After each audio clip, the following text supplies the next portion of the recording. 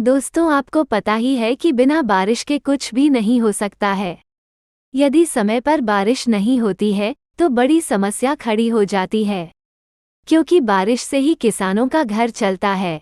आज भी भारत के अंदर अधिकतर लोग खेती पर निर्भर करते हैं, और समय पर जब बारिश नहीं होती है तो फसल सूखने लग जाती है, और इसकी वजह से काफ़ी बड़ी समस्या होती है, क्योंकि एक किसान के लिए फसल ही सब कुछ होती है। हालांकि भारत के अंदर बारिश को लाने के लिए कई तरह के टोने टोटके प्रचलित हैं। यदि आपके यहाँ पर भी बारिश नहीं हो रही है तो आप इन टोने टोटकों का प्रयोग कर सकते हैं, जिससे कि बारिश होने के चांस काफ़ी अधिक बढ़ जाते हैं। नंबर 1, बारिश होने के टोटके। शिवलिंग को पानी में डुबोकर रखें।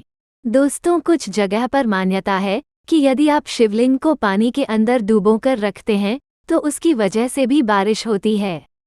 यदि आपके यहाँ पर बारिश नहीं हो रही है तो आप यह उपाय कर सकते हैं।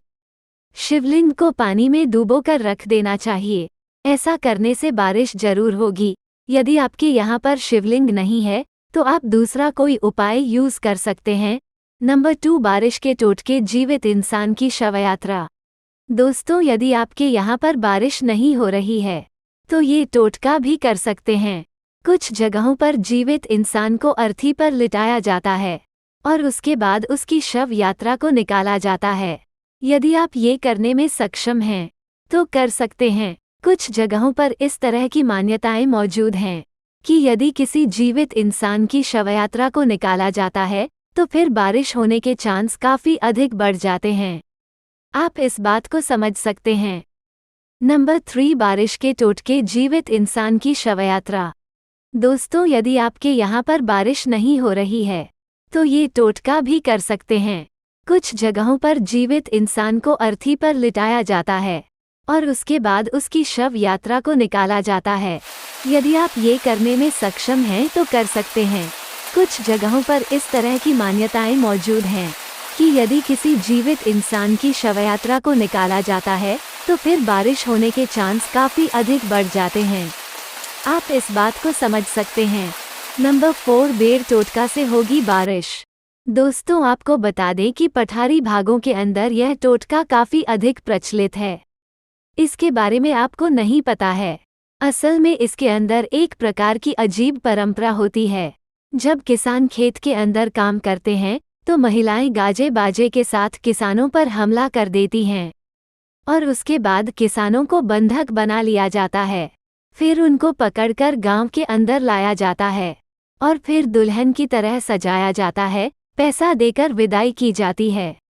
माना जाता है कि ऐसा करने से इंद्र देवता काफ़ी अधिक प्रसन्न होते हैं। कुल मिलाकर यह एक प्रकार का काफ़ी अच्छा टोटका है जिसका प्रयोग किया जा सकता है। नंबर 5, खाली मटके को मंदिर के कैंपस में गाड़ देने का टोटका।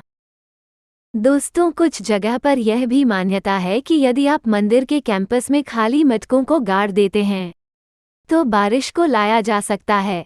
हालांकि यह टोटका किस तरह से काम करता है इसके बारे में हमें कोई जानकारी नहीं है, लेकिन अक्सर ऐसा होता है।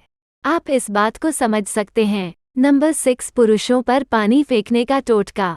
दोस्तों, इसके अंदर होता ये है कि कुछ पुरुष महिला के वेश में घर के बाहर सो जाते हैं और उसके बाद घर की महिलाएं उन पुरुषों के ऊपर पानी फेंकती हैं। यदि आप ऐसा करते हैं तो यह माना जाता है कि बारिश होगी। हालांकि यह टोटका कितना अधिक कारगर होता है इसके बारे में जानकारी नहीं है, लेकिन कई लोग ऐसा पहले करते थे। नंबर 7, गांव में करवाई जाती है होम। दोस्तों, यदि गांव के अंदर बारिश नहीं हो रही है तो ये टोटका काफ़ी अच्छा टोटका है, और इससे बढ़िया आपको टोटका नहीं मिल सकता है। इसके लिए सबसे पहले गांव से घी और पैसा को एकत्रित किया जाता है और उसके बाद होम के सामान को लेकर आया जाता है। फिर 2 या 3 दिन तक ज्ञानी लोग होम करते हैं। घी को होमा जाता है और ये तरीका काम भी करता है। माना जाता है कि यदि घी को होम दिया जाता है तो बारिश जरूरी ही होती है। हमारे गांव के अंदर अब जब भी बारिश नहीं होती है तो घी को होमा जाता है, उसके बाद बारिश हो जाती है। आप इस बात को समझ सकते हैं। तो ये तरीका काफ़ी प्रभावी है और वैज्ञानिक भी इस तरीके को मानते हैं कि घी का होम करने से वातावरण शुद्ध होता है और बारिश होने के चांस काफी बढ़ जाते हैं। नंबर 8, शमशान के अंदर राबड़ी और रोटी को डालकर आने का टोटका। दोस्तों, हमारे यहाँ पर यह मान्यता है कि यदि विवाह नहीं होता है तो सबसे पहले छाछ की राबड़ी बनाई जाती है और उसके बाद उस राबड़ी को शमशान के अंदर रोटी के साथ लेकर डालकर आते हैं। इसके लिए 12 बजे दिन का समय चुनते हैं और यह कहा जाता है कि हे भूतनाथ बारिश करवाओ, और माना जाता है कि इस तरह से करने से बारिश होने के चांस काफी अधिक बढ़ जाते हैं। इसके बारे में आपको पता होना चाहिए और आप इस बात को समझ सकते हैं। नंबर 9, मेढक की शादी बारिश का टोटका। दोस्तों, बारिश यदि नहीं हो रही है तो यह उपाय भी किया जाता है। इसके अंदर होता ये है कि मेढक और मेंढकी की शादी करवाई जाती है।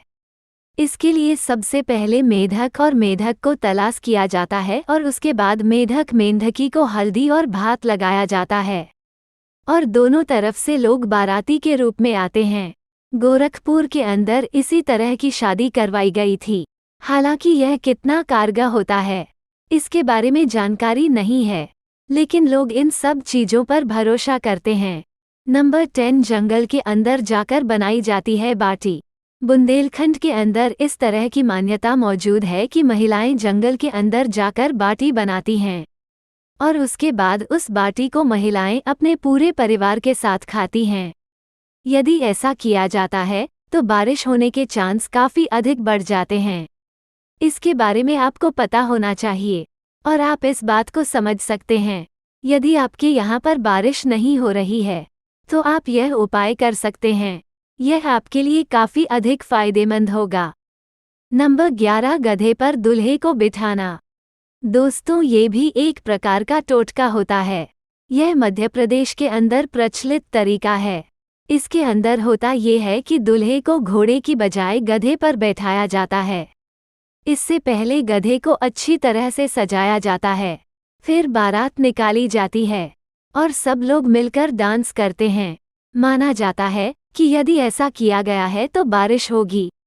इस तरह से अपने आप में यह एक अजीब टोटका है।